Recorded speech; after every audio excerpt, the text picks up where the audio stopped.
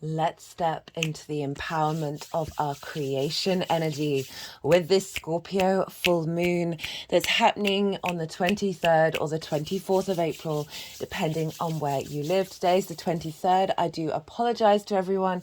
I've had a lot on over the last 5 days, which meant I haven't been able to get these videos out before the full moon. However, I work with 6-month cycles, so the energy and the messages that come through are about this completion with the full moon, but also how this is unfolding over the next 6 months in the Scorpio area of your chart. Hello and welcome. My name's Chloe. I work with card divination, astrology, and as you just heard and as you can see, I channel multi-dimensional energies through my body, both in the form of physical and vocal light language, and these are working with multi-dimensional beings to help us heal, attune, and bring in activation codes in these readings. Whether you're consciously aware of what's going on with the channeling or not, it's an alignment with source and your higher self. If you know your time of birth and your natal chart, I really recommend you check out the sign that falls in the first house first. This is called your rising sign, where your ascendant is. I will be reading for each of the zodiac signs as if they're in the first house, so the astrology will link in closest to your rising sign. However, this never invalidates you looking at any other part of your chart. Perhaps where your sun or your moon are, because they are always getting activated with the lunation cycles. So just look to wherever that sign falls in your natal chart, look to the house that it's in, the themes of that house, and you want to apply those themes to the messages that come through. So all that energy of that sign, all that meaning you've got going on in there, it will be as if it's moved to the first house, so the astrology will still link in. You've just got to add on a bit of natal chart meaning on top of it. So take what resonates, leave what doesn't, and let's begin with Cancer. Cancer rising. How you doing, Cancer? So I cut the deck a couple of times before starting your reading, and I got the Four of Wands, the Ten of Pentacles, and the Queen of Swords. So this really feels like a cultivation of your perspectives that's leading to celebration. It's leading to a milestone, an uplifting energy with that Four of Wands that is in alignment with your legacy. What I'm getting with that Queen of Wands and that Four of Wands is that you've been going through a process of cultivating this, your sense of celebration coming up with this full moon that's then really shifting gear of your energy frequency into a longer-term cycle. Hello, new viewers. If you didn't quite catch the introduction, I channel multi-dimensional energies through my body, both in the physical and vocal light language that you can see and hear. This is helping bring in healing, attunement, and activation with the messages in these readings. So it's going to be part of the reading. I'm going to be breaking down the astrology. While I'm doing so, I'm going to be pulling some tarot cards, and they're going to go all over the place. And then the energies that I work with, they're going to move them into the 3 piles when I've finished going through the astrology. And that's when I'll bring in the tarot. So wherever Cancer falls in your natal chart, this is trining your Cancer energy, this full moon in Scorpio. You are fellow water signs. You've got a lot in common. A trine is a soft, easy aspect. There's a lot of free-flowing energy. You are both yin in nature. You're both water in nature, but you come at it from different modalities. And a trine is ruled by Jupiter. And Jupiter likes to bring things together. So bringing those modalities together of cardinal and fixed energy, in this case with this full moon and your Cancer energy, in order to elevate and inspire, right? And sort of expand. And this is where the ease comes in, a generosity of spirit, a sense of luck and opportunities with this full moon activation.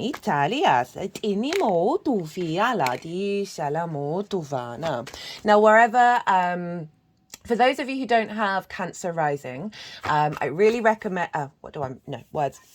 We're heading towards Mercury going direct, by the way. It's happening a couple of days after this full moon. Definitely been feeling it. I've got a Virgo sun, so these are always quite loud. So for those of you who don't have Cancer in the first house, which is your rising sign where your ascendant is, look to the house that Cancer does fall in for you in your natal chart. Look to the themes of that house, as well as all the meaning you've got going on there, your sun, your moon, whatever else is going on in the sign of Cancer. And you want to apply all that energy, apply all that meaning to the messages that come through. It will be as if your Cancer energy, wherever that falls in your chart, has now moved to the first house. So even though it's the astrology for the rising sign, Cancer rising, it will still link in. You've just got to add on the meaning of that Cancer sign in your natal chart to the messages. So take what resonates, leave what doesn't. Right.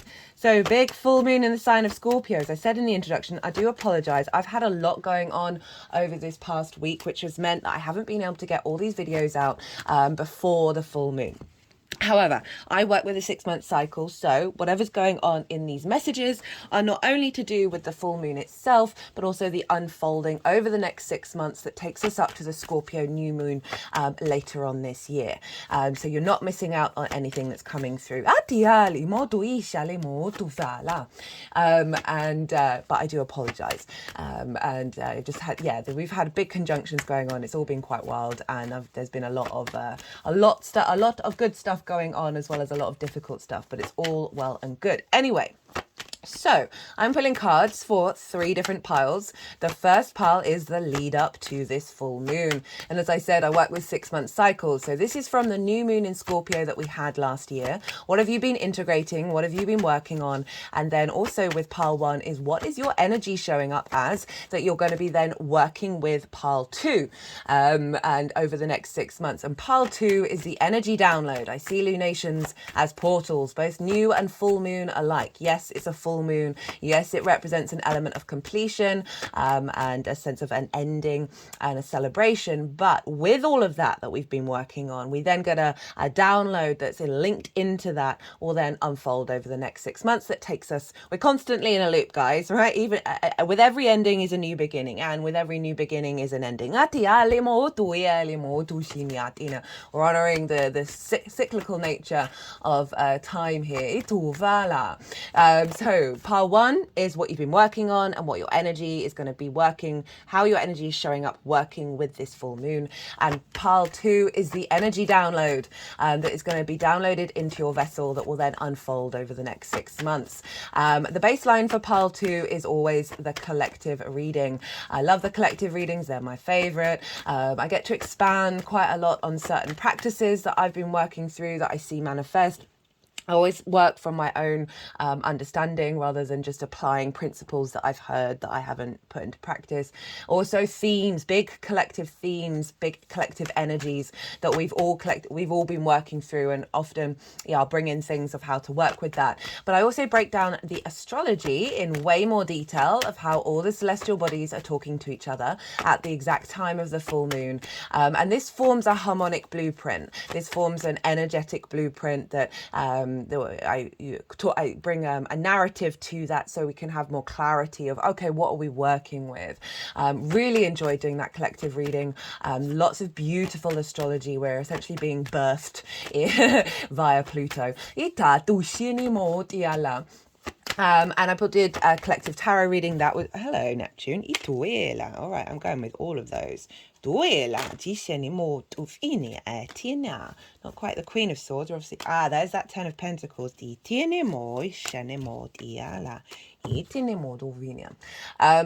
What was I saying? Yeah, did a collective tarot reading. That was lovely. It was really in alignment with the astrology, which I love to see, and some channeled messages. And as I said, I get to be a bit more esoteric in the collective readings. I get to really sort of expand on practices and modalities to help facilitate this energy.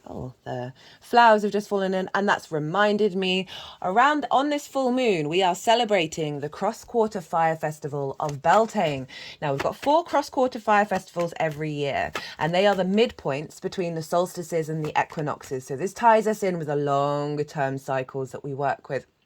And it's always best to celebrate this with the full moon that's either at the end of April or the beginning of May. The Christians moved this festival to the May Day and made it all about feminine purity, but Beltane is about the union of the horned god with the fertile goddess. And the reason why it was the full moon is because everyone would go into the forest, wait for dawn to rise, but also they'd get up to things in that forest because, especially in the northern hemisphere, because spring really is springing. Well, the earth energy, the grid lines, the ley lines, the dragon lines, they are really powerful right now. This is a big manifestation energy. It is this sense of fertility and manifestation. Now, it doesn't just have to be about sexual union, right? Okay, that is just a 3D representation of the inner creation and the inner union that we have within us. Scorpio rules the sexual organs, and again, this is about your creation energy, and doubly so for you Cancer risings and the Cancer energy, because this is how it's going to be feeling wherever Cancer falls in your chart. Is for Cancer risings, this is happening in your 5th house of your creation energy. Anyway, in the collective reading, I talk in way more detail about that festival, kind of things that you can do around the festival. Even if you're watching it after the event, I always feel you can still tap into energy retrospectively. But very, very potent energy. That's why I said it right at the beginning of this video, we are stepping into an empowerment of our creation energy. Now, pile 3 is how all this energy is going to manifest moving forward. So those are the 3 piles. Now let's get into the astrology, but first I'll touch very briefly on what does a full moon represent. And it represents a celebration, a sense of completion, a peak of intuition, a peak of our needs being met, our nourishment being met, and we giving that to others as well. Because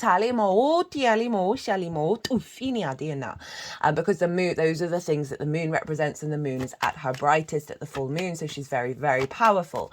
I haven't felt particularly called to mention the other side of a full moon in any of these readings, and I usually break it down in way more detail.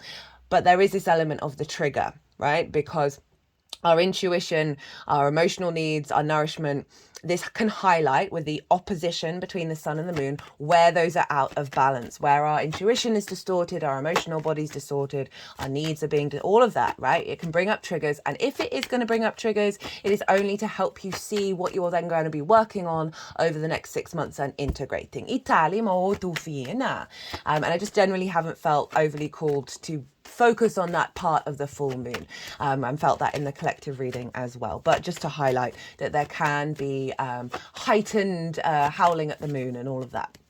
What I have been really picking on is a big activation of our psychic nature, our intuitive nature. Scorpio is fixed energy. We're clearing out a lot of stagnant energy. If you think of a lake that's really happy, it's got oxygen in the water, the ecosystem's really well, it's not necessarily falling into disrepair, but then we can have a fixed water, a contained water that then gets stagnant, and then there's slime, and it's not composting, it's not processing, and it's the life is dying out in it. And what came through in the collective reading is we are, with this full moon, one side of it is releasing some of that heavy stagnant energy, and by doing that, it's clearing the lake, it's clearing that water, it's allowing regeneration and creation energy to come in, and we are stepping into that power. And so, yeah, that felt incredibly strong with that. So, Cancer rising. Well, this is happening in your 5th house. Your 5th house is the house of joy. It is the creation energy. Everything I'm going to say following this is linked into your creation energy, which is the crucible within you. It's not gender specific. We all have the capacity to create. And what this feels like is with Mars, right, our motivations, our drive, who traditionally rules Scorpio.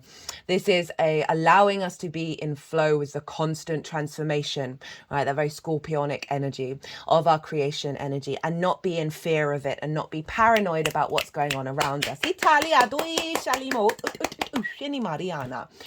So creation energy, joy, pleasure, not just about the sexual union. This is in every area of our life. We tend to focus predominantly on that because we obviously, you know, as a species, we want to breed and recreate. But this is about bringing this into all areas of your life. This is about play, amusement, games, children, both literal children, perhaps your own children you work with, or figurative children, your inner child. Italia,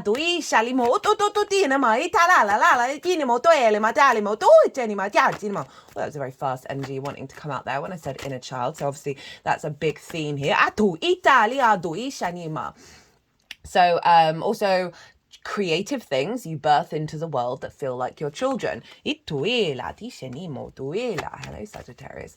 That as I said, this is creation. The things that how you create. It is also linked into romance and dating. There's no getting around that in the 5th house of, you know, all the play and the games and the amusement. So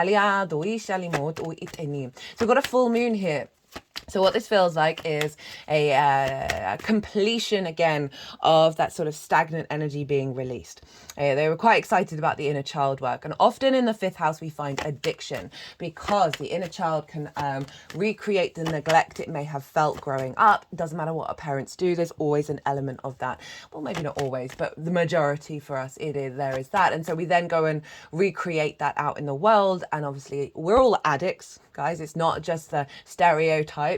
It is anyone who's got a phone, anyone who's into sugar, get that dopamine. Anyone, anxiety, cortisol is an addiction. Where we prioritize and exaggerate that play, that need for joy, that striving for it, that seeking for it, that clawing onto it. The inner child can play quite a predominant role with that one, as well as recreating love languages that it may have received growing up, right? And often the things that we engage in our early years are part of our soul's path. They are linked into the ancestors' work, are part of our previous soul lives that then are here to be healed and released in this lifetime. There's no shame when I say this. I certainly experienced a lot of this myself. And still working through some of that. That the inner child I really feel is getting soothed. Mars in Scorpio is very protective, right? It's yin energy, and there's a sense of cultivation, of putting up walls as well. That can very much be a Scorpionic thing, and I do feel like we're really being soothed with this full moon because of where Mars is. And I'm leaping all over the place. I will loop back round to this one, but there's that, with that, the excitement around the inner child of any sort of stagnant energy that's actually that compulsion, that addictive energy, and that can be in any form, is being creating some stagnant energy within you. Italia, which is actually fundamentally blocking creation, blocking life, blocking the true joy. Italia, so it feels like there's a release of that that's then allowing you to step into your power around your creation energy that isn't being distorted by the outside world. Now, this is following on from the solar eclipse in Aries that was the last lunation that we just had, the new moon, a total solar eclipse. For those of you who haven't seen that transit series, I really recommend it. I mean, I recommend quite a lot of them because it baffles me and amazes me and fills me full of awe of the things that come out. They're just brilliant. That I'm honoured to be a vessel to do that. Italia, but that was the, I don't want to say probably one of the biggest, if not the biggest, lunations that we're having this year. And everyone that I've talked to, people that I've talked to that have talked to other people, have all said, I nearly swore there. I tend to swear in Scorpio and Aries readings, funnily enough, ruled by Mars, that shit's gone down and we're all transforming on quite a fundamental level. So I do really recommend it, because what's been instigated with that eclipse, this sense of instinctive I am energy to your soul, and with the Jupiter-Uranus conjunction, which was also linked into that, that we had a couple of days before this full moon, that now with this full moon, the release that's coming out, right? We've got the sustainer, the shadow, and Thanos here. We're heading towards a true sense of embodied love and truth, that is freeing ourselves up. Italia doishini, to then work with our creation energy from a higher level. Okay, so and then with that completion, a celebration, a heightened intuition that's then moving forwards around you connecting to your joy, to your pleasure, to your creation energy, completion of an old cycle around your connection to children, both inner child and literal, romance, dating, clearing out some stagnant energy around that again is activating a higher level of your engagement with your creation energy. And this is trining your Cancer energy. And your Cancer risings, this is your embodiment of self, right? It's the house of self. It's through your sun or your moon, talking to your navigator. It's providing whether you've got a day or a night chart, which luminary is giving wisdom to your ascendant, which is the navigator through the cosmic waters. This is your embodiment, right? The actions that you take, the lens in which you navigate. And it's your body, your appearance, your character, your sense of self, and often how other people see you, because they see that embodiment rather than what's going on behind the scenes. So you've got this beautiful trine with this sun of providing an elevation of wisdom of this activation over in your 5th house of creation energy, joy and pleasure, and feeding that into your embodiment. And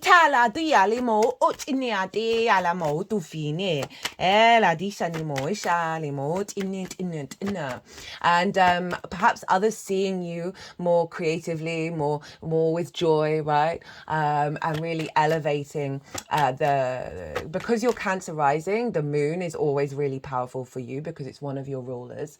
And so we've really got this beautiful elevation of that energy. Oh, hello. So right before I started the whole video, cut the deck and got that 8 of Cups. That's Saturn over in Pisces. So you've really got some very facilitating, inspirational energy. And also that trine brings a sense of knowing, right? And knowing's a bit beyond faith, right? Knowing is that sort of deep-rooted, it just is what it is, of you infusing your joy and your creativity and pleasure in your sense of self. Oh,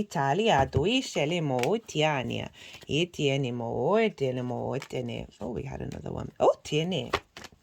And we got loads. When did that happen? Did not see that. Dianimo tu fiala. Diala.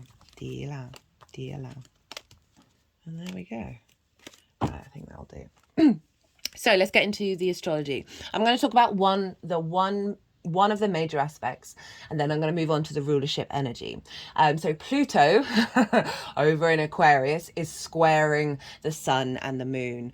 I forgot to mention where the sun is. The sun is over in Taurus, which is sextiling your Cancer energy. A sextile is an aspect of Venus. This brings about creativity, connection, appreciation, and value, a sense of harmony. So you've got a really lovely transit going on with the sun moving through Taurus. It's in the house of good spirits, so it's in a really positive house. And this is hopes and dreams, friends, groups and alliances, and reaping the benefits of your 10th house, which is your life purpose, career, reputation, visibility. Just spoke to a Cancer rising the other day, and they were saying how the head of NASA had looked at one of their LinkedIn posts. It was just like, that's not just this, that's the Jupiter-Uranus conjunction that you've had in your 11th house, also in the sign of Taurus. Often with the sun in a full moon, we get some visibility and some clarity that highlight the journey that you've gone on wherever the moon is. And so with this opposition, it can highlight imbalance. I'm genuinely really not feeling that at all. If it is around, I don't think it's really big, but it's a sense of collaboration here between the vision and clarity of your hopes and dreams. The moon, you're being more intuitively expanded of what actions you're going to take in order to facilitate that from a very creative, joyful and pleasurable place.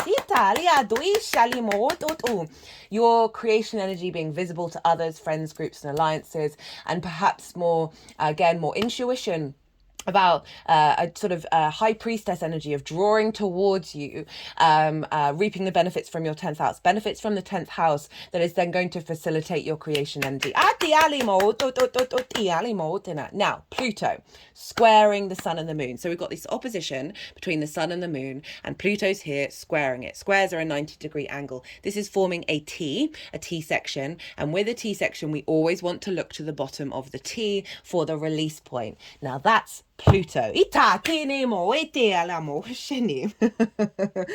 And where's Pluto for you, Cancer rising? Well, it's over in your 8th house.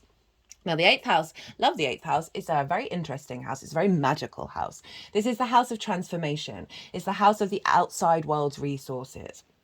So on a sort of fundamental 3D level, they can represent mortgages, loans, taxes, car insurance, bonuses, commissions, inheritance, both 3D and cosmic inheritance. And that's because you're dealing with the resources from the outside world, as well as sort of more one-off chunks of money rather than the regular income you get over in the 2nd house. Now, it is the give and take between you and anything other than yourself. This is where relationship dynamics show up. So the give and take of time, money, things, energy, intimacy. This is what goes on in the 8th house. We can have scarcity complexes. We can give too much, take too much. We claw at it. We want it. And we feel like we can't activate ourselves if we don't have this, that, or the other with that 8th house. And it's a transformative energy because when we interact with anything other than ourselves, we head into a state of constant transformation. Now, Pluto's there. I've done a Pluto in Aquarius transit series. It's in its own playlist. It's really easy to find. That's taking us up to the beginning of September before Pluto then goes back into Capricorn for a little bit. Now, Pluto in Aquarius, this is right, transforming your relationship dynamic with Source fundamentally, right? So this is, as I said, a very magical house. A very famous psychic had a stellium there where they're able to utilize the resources from the multidimensional sphere. So Pluto is very magnetic, and it's magnetizing things towards you from the outside world, magnetizing a transformative energy around relationship dynamics. It is about the ancestors. It's about your innate id power, your root power, and it's shifting your frequency. And we've got this T square, so the release point between your creation energy and your hopes and your dreams, the house of good spirits, is one, heightening your relationship dynamic with Source, 2, bringing in new opportunities and resources from the outside world that facilitate this, as well as if we think about sort of relationship dynamics around joy and the house of good spirits. This can be friends, groups and alliances over in the 11th, or romantic situations in the 5th. A healthier relationship dynamic where you are in your power, but in a healthy way, not trying to claw at everything or get everything. You are just very confident within yourself. And I really can see this as a very heightened psychic connection that is facilitating bringing an activation of pleasure and joy into your existence. It's then all feeding into the embodiment of self. Right. Look to where, oh no, rulership, Chloe. Don't forget about, we're doing all right. So Mars traditionally rules Scorpio, and Mars is over in the sign of Pisces. So Cancer, and your Cancer energy is forming a grand water trine, because we've got the activation of Mars in Pisces, we've got the moon over in Scorpio, and then you've got your Cancer energy. And this is a lovely intuitive feedback loop of your emotional body, of your intuition, your imagination, your dreams, with this, all the water signs being activated. There's an elevation of water going on, which is why I felt so strongly, because generally we've got this sort of trine because Vesta is over in your sign. Go check out the collective reading for what that's all about. And that Mars in Pisces is over in your 9th house, and this is about your perspectives.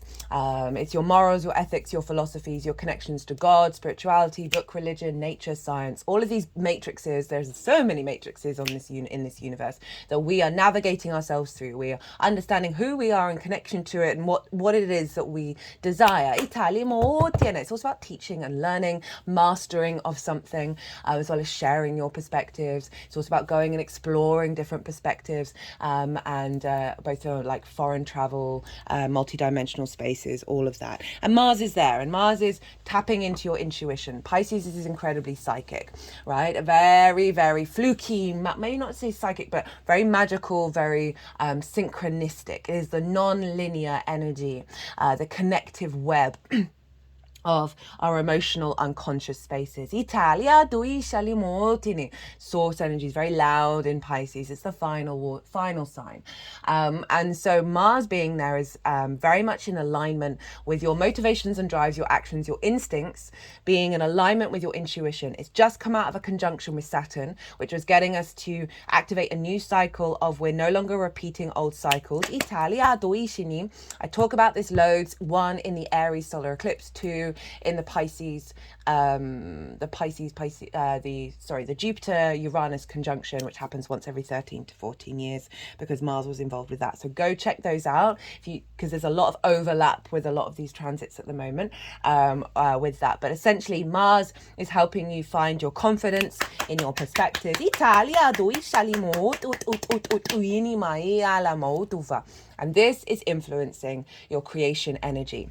So we're bringing the sort of higher mind, the higher self energy of the 9th into your creation energy, this maturity here, through your actions, through your motivations, of being more in alignment, of drawing towards you situations that are linked into this elevation of your perspectives around your creation energy, your pleasure, your joy. For those of you who had children or work with children, this is through your actions, basically walking your talk, that energy is then feeding into your children or children that you work with, or your inner child. I really like that one. Now, Jupiter rules Pisces traditionally.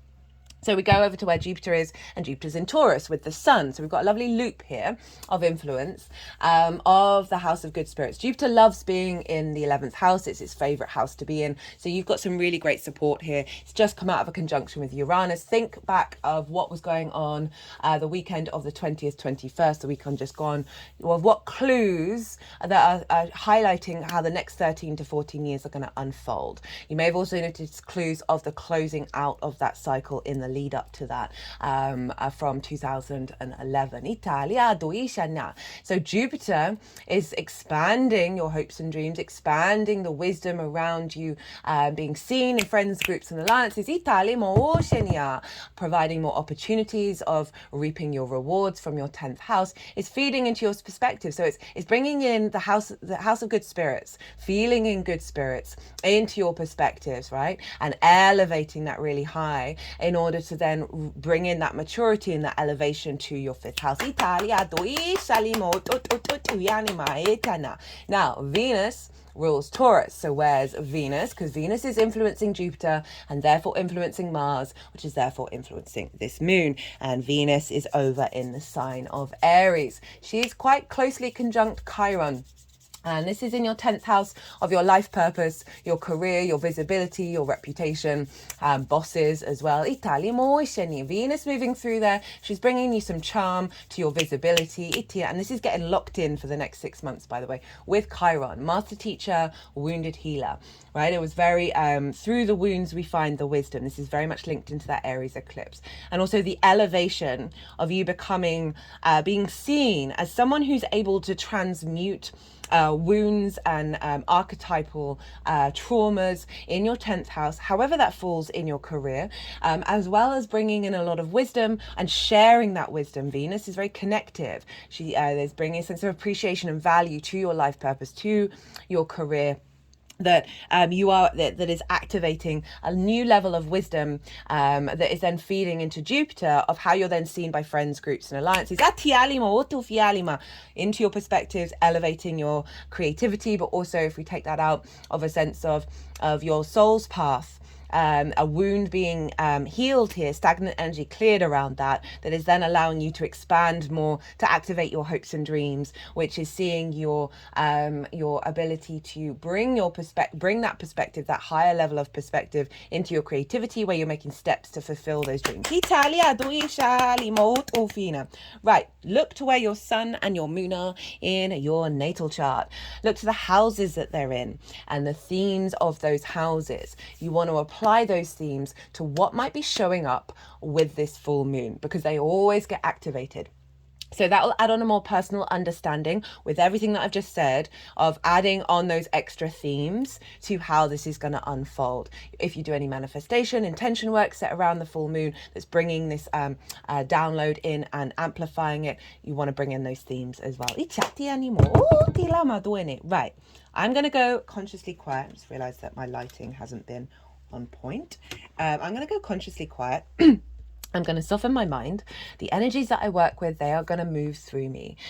They are going to move the cards around. They're going to do some energy work, and then they'll put them into the 3 piles. And that is when I'm going to bring the tarot into the astrology. I call you, I'm going to call you to soften your mind as well. You just had loads of information thrown at you. Just let that all settle and then see what your intuition is telling you.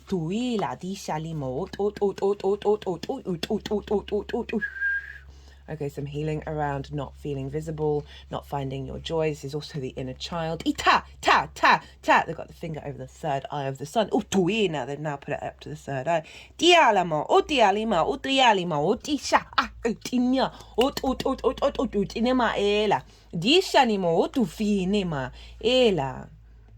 So this leaf from the lilac has just wanted these. I picked these for Beltane, and they're all growing wild in my garden. Taurus is very much linked into nature. Itu getting into your body. Know that a new beginning has come, a new leaf is blooming with this unfolding. Itala in your creation energy, new creation coming in. Itui shalimo tu fit inima itina itala itu tu finima ela itini atushini madima. Enima etene atini alimo tini atini otini fina ela etiala ishi titi shinia isha tini etaliala Italia shanimo yala dishenianama ishenimo duidianama jani. We're very excitable with you. Dishenia canta otusha. You are ruled by the moon. Itufa ituela titinimo tiala dishenimo tufinema etene etala ishenimo. They're also very forthright. Itetine tena Oshini atinamo geniala. Otunia liamo otu fitine.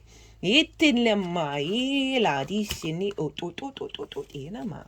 Oh, this flame, Ishenia, which I use for Aries energy. Itu fini, just wanted to get involved. Itala, dishini tu.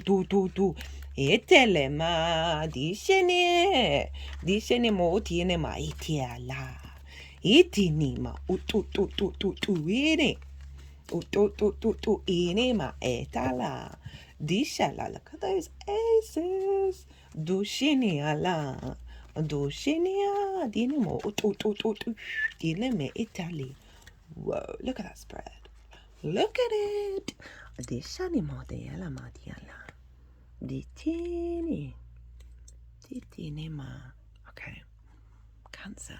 Look at that. We've got Jupiter here hanging out with us. So what's been going on in the lead up to this Scorpio moon? So this is over the last 6 months, the integration work, and then your energy showing up, which I definitely feel is going on here. That's then working with pile 2. Three of Swords, Nine of Swords, Two of Swords, Temperance. A lot of sword energy. We've been working through a lot of mental limitations, mental blocks. Perhaps spells that have been said to you either in this lifetime and previous ones that you've been unconsciously unfolding and releasing.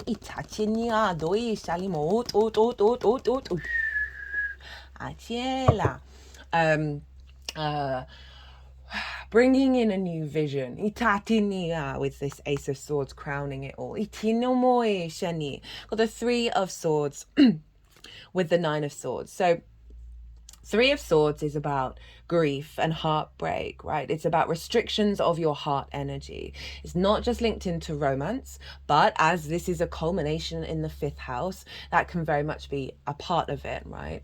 Romance and dating. But overall, the sort of restrictions and limitations of your heart being able to beat in the way, in its own rhythm around your creation energy and your joy. So there may have been some blockages around that. It's going back to the inner child as well. Itala, they're really loving the inner child work. Itala, they're sort of really sort of hitting my heart area, not the heart chakra, but the heart itself. Italia, that these swords are blocking that heart energy, and it's causing discord. It's causing, you know, tears, right, with the rain in the background.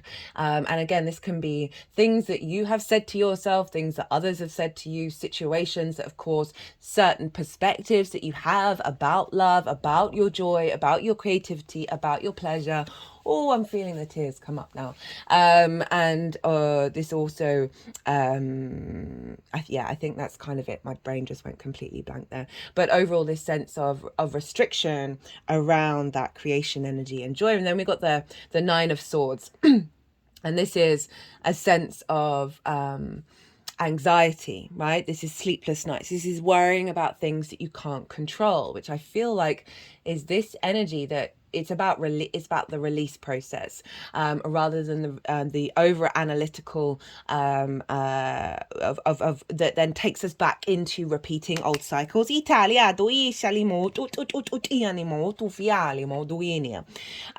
figure is running in anxiety mode, right? They're not getting good enough sleep. They're not in their own body.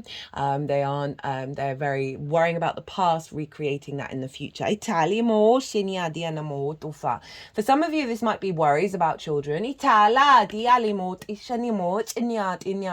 And losing sleep over that, when actually we need to step into a space of surrender rather than just basically the mind loop, right, which is really blocking the joy, the pleasure, and the creation energy, right? When it's about we need to be in free form. Italia doini. So for some of you, this can be situations that have shown up over the last 6 months that have been quite loud, that have perhaps activated old cycles in order for them to come to the surface here. Itala with this full moon. For others of you, or both, always and or really, it's never this not that, it's this and that, there's been some space where you've been able to work with like the tendrils of the old patterns, right? So even if we clear some big energy, there's often these little threads that pop up in very small things that are linked into the bigger things. Italia di Shanimoto, because it's come with the Two of Swords and then Temperance. And this is saying that you've been spending the time to recalibrate and to contemplate and figure out who you are beyond this. It feels like you're like, actually, this isn't working, because the Two of Swords, they've reached a new land, and they are now sitting in meditation of who they are on the journey that they've gone on to get there, and now who are they bringing into this new landscape. Itala, this is the moon in Libra. Funnily enough, the moon is still in Libra today. It's about 27, 28 degrees right now, and this is about going inward, right? Rather than the worry, the fixation, this is bringing in some stillness and going into your inner third eye and contemplating and seeing what comes up. You've had a moment of pause. You've allowed yourself moments of pause. Perhaps you've heightened your meditation game. However that comes up for you. I like meditating, walking. I like meditating, doing the washing up, because I'm quite a restless person. We do it in many different ways, and it's come with Temperance. And this is all about alchemy of the self, right? This is having gone through some difficult things, old cycles coming up. You've been in contemplation of it. Now you've been figuring out, okay, what is me? And what is the external, and recalibrating back to your angelic frequency. See, this is about alchemy and tempering all the different parts of us into our angelic frequency in the 3D. You see here, the water is actually going up into the cup, which represents one, magic. So perhaps some of you have really been heightening up your psychic abilities, tapping into source, however that manifests for you. We do it in our own unique ways. But it also represents doing something different. And so this temperance energy, Sagittarius, very mutable, able to move and shift. It's ruled by Jupiter, bringing in wisdom to our adaptation, to our ability to adapt and change. So this is what you've been going through, what you've been integrating. And your energy is showing up. All right, okay. I had a feeling it wanted to be there, but yeah. We had the 8 of Pentacles. So I still feel this is a connecting bridge between that and this. And this is whistle while you work, right? I love the 8 of Pentacles. This figure is refining the alchemy, the mastery. It's heading towards mastery, really having alchemized yourself to a certain degree. You're now refining that alchemy. And this, for some of you, this might be a transmutation of that pain, of that anxiety into a creative pursuit. That then you've been putting in the work to really heighten and bring to the surface. But this is generally like enjoying that process of creation. And not seeing it as hard work, right, in a negative sense, but really enjoying the practice of it in itself. So I feel like you've been doing that, and then it's coming along with you into, this is the energy that you are showing up as, that's working with Pile 2. So again, the whistle while you work, the enjoying the creative process, finding the process of elevating your joy, elevating your pleasure, with the Queen of Wands and that Ace of Swords. So we've moved from some difficult swords into a new beginning. The Queen of Wands, cultivating, nurturing, nourishing your passion, your fire, right? Your creativity. This is very Venus in Aries energy, so we can see this linked into your life purpose and your career. For some of you, this is elevating a path that you've already been on, or bringing in a new perspective around your path that's allowing you to activate that creativity with the Ace of Swords. So beginning of the sword suit. This is vision and clarity, divine vision, divine inspiration, a renewal of this, a renewal of your headspace that's been blocking your pleasure, your creativity and joy. We've got it with the mountains representing the higher perspective, and the crown representing your own sovereignty. That 3 of Swords and 9 of Swords is often about external energy that we then internalize, and this is really bringing you back into the clarity of self, the vision that you have, the mental landscape that is no longer blocking you. Because then you've got the Ace of Wands showing up in this pile, which I love. Look at you with half the deck in pile 2. So this is the energy download that will then unfold over the next 6 months at the time of this full moon. We've got the 9 of Wands in reverse, the 8 of Cups in reverse, 7 of Swords, 8 of Wands, 2 of Cups, Page of Cups, Fool, Star, the Sun, whoa. The 9 of Pentacles and the Ace of Wands. So we've got a 9 at the beginning and a 9 towards the end. We've also got the 2 10s here. So we've got some duplicates going on, which I love to see. It's always a sign from source saying, there's a beginning and an ending, right? There's bookends. There's a shift of that numerological number. 9 of Wands in reverse. So this figure, burnt out, exhausted, all by yourself, in defense mode, right? Wounded and weary, but very empowered in their own sense of self. But for me, this card is, do you need to be on the defensive? Do you need to engage with that, right? This figure is recreating the cycle over and over and over and over again, that people are coming for them. Situations are coming for them. They have to be on the defensive. This figure can put down that wand, or walk off with that wand, maybe needs a bit of support for a bit while they heal, and leave and go into a different framework and go off and do themselves. So this can feel that your creation energy, your pleasure, your joy, you've had to be on the defensive, perhaps for very good reason, for certain situations in your past. But this is, whenever this card shows up, this is for me, all I feel is like, we got to shift that cycle. My whole body's just gone really rigid and tight. That was an interesting sound. They just sort of shouted that at the heart space, and have now they've put that card upright over the heart, and I feel like I'm absorbing a lot of that pain, because it's a really intense card, the Nine of Wands, and now they put it in the upright, in the reverse. So this is in reverse. So this is if we link it into the rest of the astrology, relationship dynamics, resources, depletion, not feel like you not getting what you need from the outside world, people not seeing you, groups not seeing you, not seeing your joy, not seeing your creativity, your perspectives, always having to be on the defensive about that. This is shifting. Italia. Any blockages with that career energy, with that Queen of Wands, very Venus in that energy, and there's some big healing going on. Italia, with the Eight of Cups. Now the Eight of Cups, Saturn in Pisces, this acknowledges of going on a journey to get a higher perspective, and it can be quite difficult. It's a wonderful journey. At the end, you sort of raise your frequency, but it does represent that there's no comfort, and you're having to go on a difficult trail. It's in reverse, saying you've done that work. And that's being released here. With the Seven of Swords.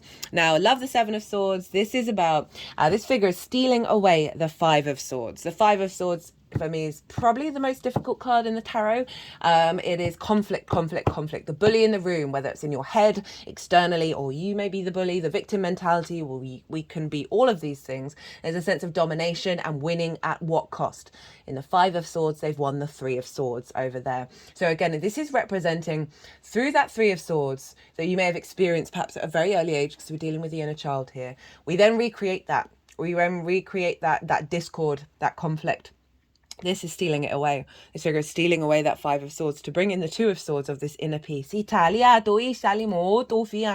is a new perspective, a new way of thinking. With the Ace of Swords, you've got the clarity to activate that. Eight of Wands, alignment, right? All these ones are heading to the same point, right? There's a sense of fast moving energy here with this full moon. There's a sense of completion of one part of a cycle and bringing you into an alignment. This can be about things happening externally that is taking you to alignment or alignment within yourself. They like that one more. That you're, again, it's passions, it's creativity, you're coming back into alignment. It's making me want to talk about the other channeled message that came through really strongly. I'm not saying English very well right now, is that we've had some really big activations, and when that happens, the old paradigms come up, and this is about stepping away from the shame and the fear that we feel when we get out of flow, because everything is flow. Like we can have anxiety. That Nine of Swords, Three of Swords could crop up, right? And I want to say, if that does, do not shame yourself, do not be in fear, do not be in worry. It's about acknowledging that we have a multiverse inside our heads, rather than being, oh, there's my shadow, there's my ego, I'm going to banish that, and sort of also feel shame. Oh, why am I feeling that way? Everything was going so well, or whatever. I've just let it. It's not a part, it's part of you, but it's not a part of you. This is about making peace with all the narratives that go on in our vessel, and know that there is a part of you that is connected to all of it, but not distorted by it. Your inner soul energy that is getting stronger and stronger and stronger and stronger. But we want to step away from the paranoia, the fear, the angst, the defensiveness of that Scorpio energy ruled by Mars in a yin sign, which is more defensive and more looking out, observing and seeing dangers everywhere. Two of Cups. This is about union. This is about honor, respect, and dignity. These two figures are eye to eye. They are equal in alignment. It's the masculine, feminine spirit. So this can be about an inner union. If you being in union with yourself through deep healing, with the caduceus, but also your kundalini energy rising, that is bringing yourself into a state of union with your soul, creation energy. Your soul pleasure, your soul joy. It's allowing you to rebalance yourself in terms of your emotional body, that is then activating the capacity to build on that. For some of you, this could be about an elevation of those that you're around at the time of this full moon, where you feel in union, as well as elevating perhaps a romantic relationship that you have, or a relationship with children that you have, that's more bringing it into balance.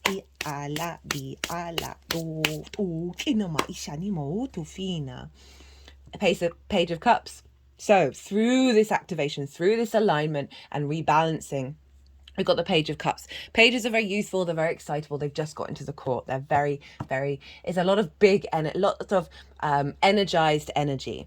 And the Page of Cups is talking to a fish in a cup. This is representing the synchronicities and the magic over in the sign of Pisces, and also being able to communicate love, communicate your heightened intuition. Lots of messages coming through. Again, useful, can be linked into children.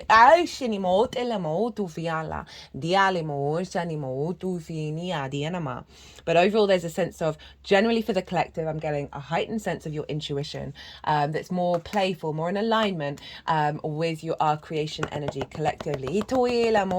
This may be you finding more time to be playful with your creation energy of like finding pleasure, finding joy, all of that. Also perhaps new opportunities around love, whether that's with yourself, with source, with the external world. But just generally with that Mars in Pisces, of you being in alignment and communicating through your instincts, your intuition, your imagination, your love, your fifth house energy. The Fool, the Star, the Sun. So embarking on a new journey from a heart orientated space. You know, the chest is really far forward. It leads with the heart. The swords have come out of the Three of Swords. You are activating a new lightness in your fifth house. A new journey, again, the releasing of the inner child. The inner child is now happier, and that's backed up with the Sun as well. And overall, just seeing life from the Fool's perspective, which is, oh, this is fun. We've got the Star.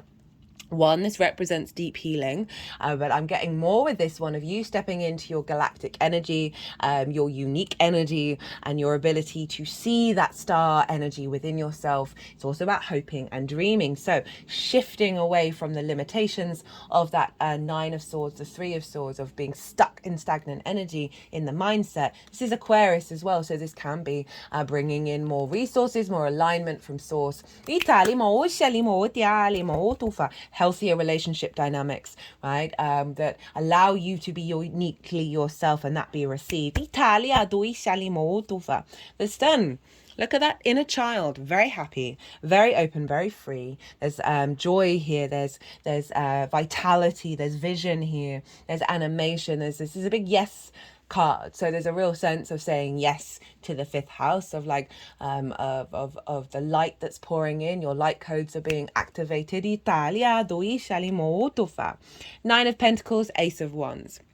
So we had that Nine of Wands in reverse at the beginning, and now we've got the Nine of Pentacles with another ace. That Nine of Pentacles, very independent energy. This figure knows what they need to do on the material plane in order to bring about abundance, right? And so she's hanging out in her garden. So there's a real sense of joy, of ease, of flow, and there's grapes here, and they always represent the harvest. They represent completion energy, right? So there's a sense of what's being activated here. One is you stepping into this power, that she is not distorted by the external world. You've cleared some energy with your inner child, where you know what right decisions to make in terms of relationship dynamics, how your joy, how to bring your joy and your creativity and pleasure into the 3D world. In terms of sort of the career, in terms of the 9th, 10th, 11th house, contingency with the 8th house as well. This is saying that there's resources, whether it's on the 3D or the material plane, that is helping you get into your independence, where you're feeling secure in the 3D realm, right? In terms of career and life purpose, and how reaping the benefits from that. The Ace of Wands. Renewal of your creation energy. This is very passionate, very virile energy, very fertile energy with the wands, very transformative as well, and the ability to get us in alignment with our soul's joy, our soul's passion, our soul's frequency. It's a renewal. So we're activating a new cycle of in alignment with that Fool, of entering into our fifth house, without that heavy energy. We've got the Wheel of Fortune here. With justice, so things coming into balance. This is Jupiter, but it's a big fated energy. It is about change and alignment coming in that's kind of external. And so that's with the Eight of Wands as well, where this can be external factors that then shift, that bring you back into alignment. But it's all about the inner alignment, really. And this feels like your connection to your joy and creativity and pleasure is more of things are on the up, right? Rather than, oh, I'm at the bottom of the wheel. This is like acknowledging that Jupiterian energy of expansion, joviality, generosity, all of that. Right, how this energy is manifesting moving forwards. We've got the Hanged Man in reverse, the King of Swords, 10 of Pentacles, 10 of Cups. Big energy showing up here. Hangman in reverse. This is Neptune over in Pisces. In the upright, this figure is in a limbo phase. They are sacrificing something in order to gain new perspective, right? And when we get new perspectives, we come into bigger alignment because we appreciate the variety and the diversity of the universe. This is the only figure to have a halo, and it represents divine inspiration. It's a deep mystical wisdom. Italia, it's in reverse. And for me, this is the Hanged Man is getting off that tree and going out into the world and sharing that wisdom. And so that can be linked into the career life purpose stuff of you bringing that elevated synchronistic wisdom into your creativity and your joy, and that's facilitating other areas of your life. But overall, this feels like an embodied wisdom and higher perspective, which is what I was talking about with the astrology, of your creation energy, of your pleasure, of your joy, which is more in alignment with source and your intuition. It's come with the King of Swords. We've got the Ace of Swords, King of Swords. Love this. King of Swords is yang energy, right? Being able to take action based on your clarity of vision. This is a far cry from that Three of Swords and that Nine of Swords, which is worry and fear and grief. This is saying we are bringing in more clarity and being able to act on it from a higher perspective, right? And the King of Swords is often not getting distorted by the external. We'll listen to other people's ideas, but it will always come back to their internal truth. 10 of Pentacles, 10 of Cups. Big 10 energy. 10 of Pentacles showed up when I cut the deck before your reading. This is legacy energy in the 3D plane. This is a city. Cities take ages to build, which is why it's linked into sort of long-term legacy. But it's also about the mundane and the spiritual being in alignment with one another, with this nuclear family and this elder covered in esoteric symbols. And when we're more in alignment with the 3D and the multidimensional sphere, this is when we begin to co-create with the universe. So this unfolding, again, right, can be really connected into your hopes and your dreams, that Taurus energy, manifesting. As well as your creation energy, not only facilitating your independence, your abundance, your joy, your pleasure, but I'm overall feeling like this is a ripple out into the rest of your chart, right? The more that we're operating from our creation energy, the more powerful the rest of our chart becomes. So it could be linked into sort of the material world around your career, as well as you activating a sense of feeling very in your power around your life purpose. 10 of Cups. This is the external expression of the 9 of Cups. So the 9 of Cups is about internal gratitude and abundance. And this is when we tap into that frequency and embody that, we then see our external environment shift and change into alignment. See all these cups, they're in the rainbow. It's the only rainbow in tarot. and this is about the chakra body. So this is about the internal alignment of the chakras, of your emotional being, of your spiritual being, now in an external representation. So we've got a nuclear family. For some of you, it may be about that. But do know this is just a representation of external alignment, emotional alignment in the external world. So that can be, again, career, family, friends. You're just seeing the things, your hopes and your dreams, that star energy coming into being. A real sense of like activation there that's unfolding into a level of completion. There'll always be another level after that, but a real sense of having put in the work with that Sagittarius alchemical temperance energy. There's a you're gonna see it, like I can't quite get the words out. It just feels like yummy. The first card I've cut from the First Light Tarot is resistance, preparation. You've been working through what resistance you have within you. It's been preparation for this. Cut the deck and got the Chariot. Got your card, Cancer. Drive, determination, ambition, emotional control, and the Hermit. E.T. as well as the Death card. You've been the first sign where the Death card hasn't shown up in the Rider-Waite, but here it is. So truth, guide, facts, wisdom. This maturity, what's the word? The Hanged Man energy, right? This is elevating your creation energy, your joy, your pleasure. That is then having you feel more confident within yourself and more emotionally balanced, and allowing you to tap into your abundance. And move through the world with the ambition of your soul that's coming from a very creative place. We've got Death, Scorpio, change, suspension of consciousness, real releasing of that Nine of Swords, Three of Swords, new life, reborn. What else did I want to say? There was something else that I was going to say. Oh yeah, I was thinking of where Virgo is for you, and that is in the third house of communication. We've got the effort card. You've had to put in some hard work here, guys, and put in the effort to do that clearing out. Effort's not a bad thing, right?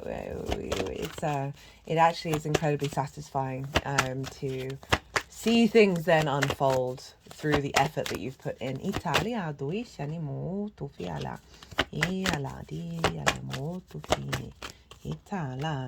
Financial discipline. Okay, that's an interesting card to come up. Okay, maybe that's been part of what you've been working on, which is why perhaps there's been those, you haven't maybe found the joy, the creativity and pleasure because you've had to be mindful of money. It's not that, pleasure and joy and creativity comes from money in any way, but we do live in a world where money is a sign of exchange that can mean, maybe not going on trips or going and having new experiences in ways that would have really tickled you. So there's an element you've had to sort of be mindful of that. Okay, we've got some completion with that one. Got physical activity. Okay, so with the fifth house of romance and dating, for some of you that may be a thing, but what I'm getting with is with that completion of the financial discipline of there's going to be more movement in your life. You've got happy ending as well. That's lovely. There's going to be more movement, more flow, and more energy, more life in you. Took me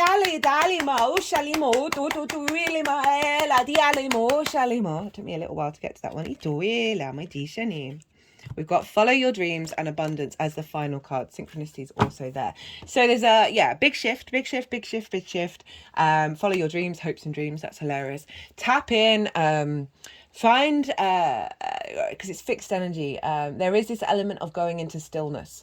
Imagine the lake or of ice, and seeing what comes through in the stillness, that spark, or in order to take action on.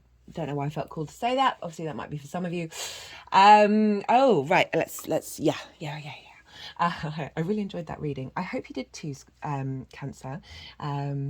if you did, if anything resonated, if you got anything from it, it would be an honor and a privilege if you hit that like button. It would bring me a lot of joy. If you want a personal reading, perhaps about this full moon, or perhaps some of the previous big transits that we've just had, or anything really, go check out my website in the description box. But other than that, be good to yourselves, Cancer. Be good to those around you. And most importantly, be well until we meet again.